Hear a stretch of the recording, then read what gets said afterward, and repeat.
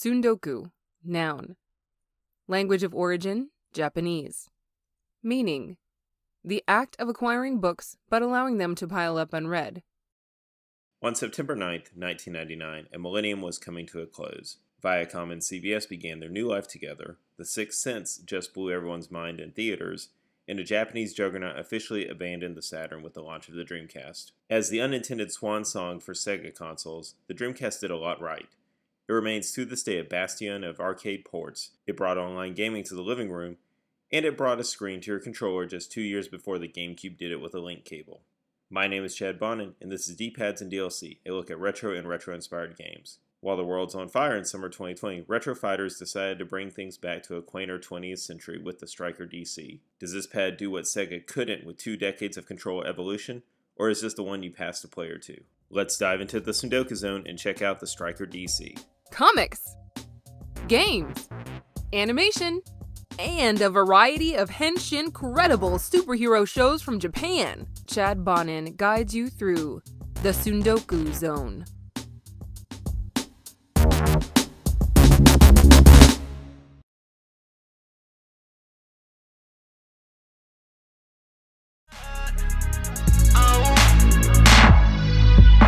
So I'm feeling some type of way on that Mizuho XK, saying on a guy teacher, show me something new today.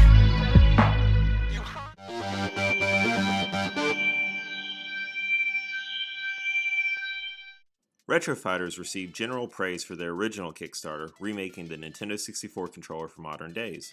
This involved turning the 3-prong design into a modern 2-prong, doubling up on the Z button, and making things a bit more comfortable for those still tackling GoldenEye 64. The thing is a beauty compared to the budget no-name controllers you find online, and I was proud to back the project. There was a small concern around the L button hitting the analog stick, but Retro Fighters stepped up and shipped replacements. In early 2019, they properly followed up with the next-gen Dreamcast controller, with an expected release date of September 2019. For various quality control reasons followed by various COVID-19 reasons, it's taken until June 2020 for this to get into backers' hands. 2 of them, if you're like me and you're one of the backers who accidentally received 2. Now that it's here, what are my first impressions? There are a few limitations with this. I'm not sure where any power cables or original controllers for my Dreamcast are. They're somewhere hidden in my Tsundoku.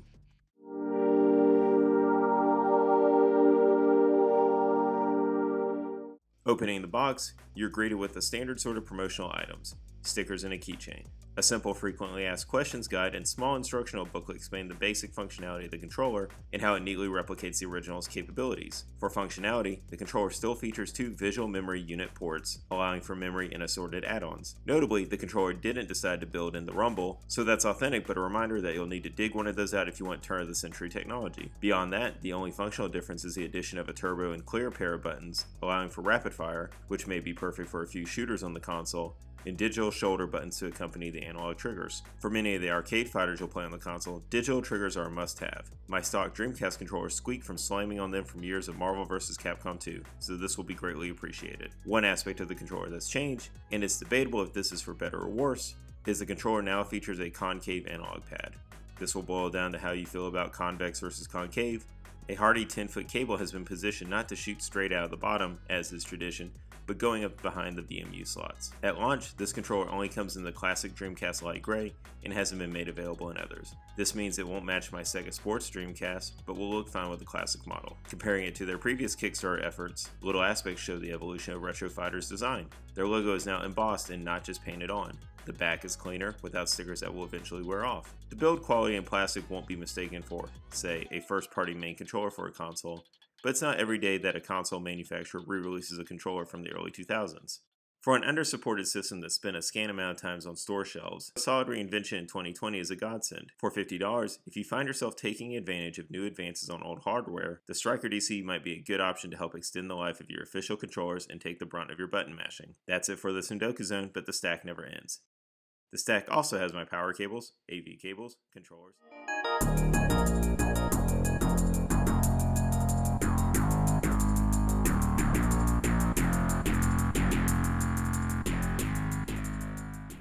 On September 9th,